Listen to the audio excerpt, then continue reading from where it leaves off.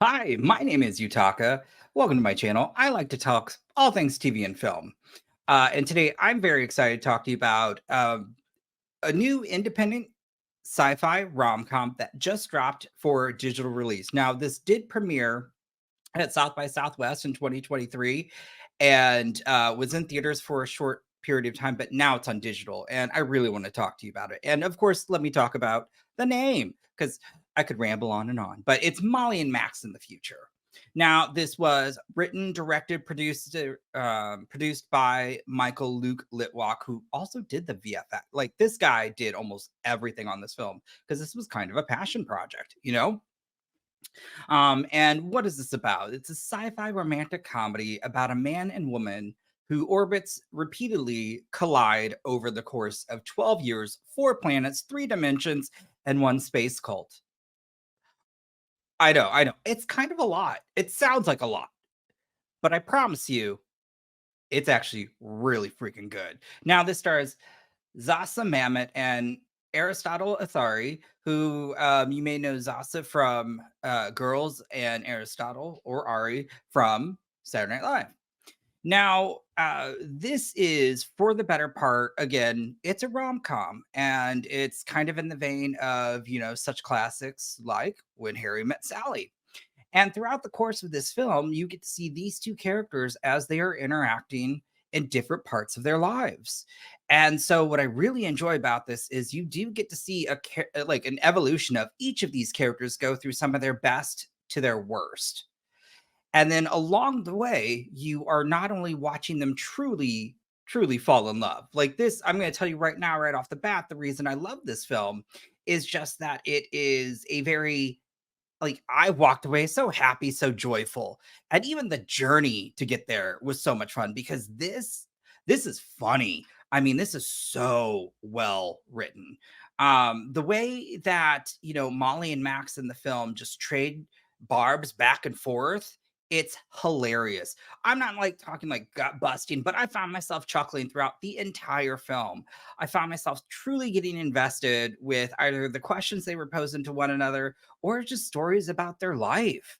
You really get to know these characters. And I truly feel as they're falling in love, I'm falling in love with them. I mean, those two are committed to the performance and it very much works. Also, again, the writing, seriously.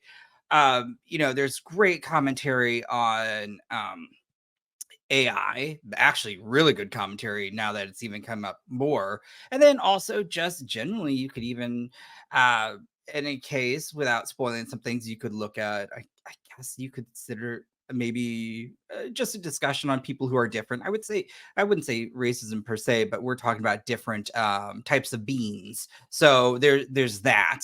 And then, of course, there is a really great side plot about so you think you can rule the universe. Yes, it's exactly what it sounds like, and it is hilarious. Probably triggering what we've got coming down the road, but it's still really funny.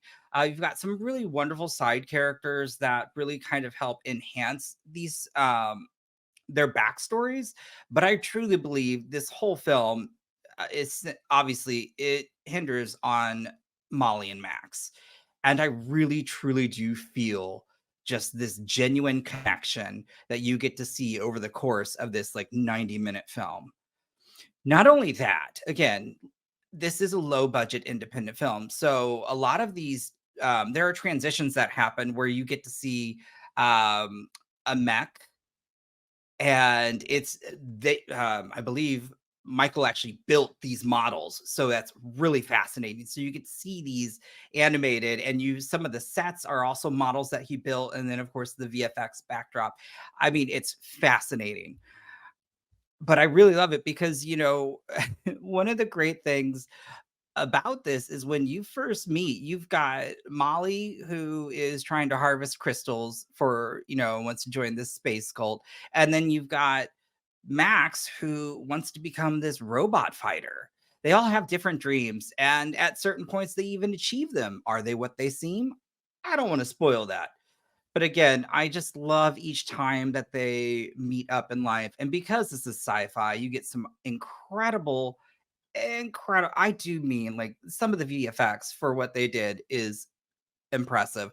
I love the costuming. because again, this is the future, so we can expect to see like bold, crazy looks. And we need to take a minute to we kind of need to talk about the soundtrack. This soundtrack, this is also what really drew me into this. It is jazz. Alex Winkler, created this, and the soundtrack's out there at Spotify. It's amazing, just for this film. And the reason that I love this jazz soundtrack, and it's not like jazz. This is the first time you've seen jazz used in sci-fi, but it's the fact that as I was watching this, I really, and this was before I even spoke to Michael, I really was getting Cowboy Bebop vibes, which made me love it even more. And it's not that type of like it's not that type of movie though.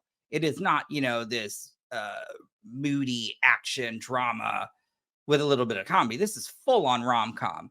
It just happens to be have this really great backdrop of the future, different planets, and a brilliant score.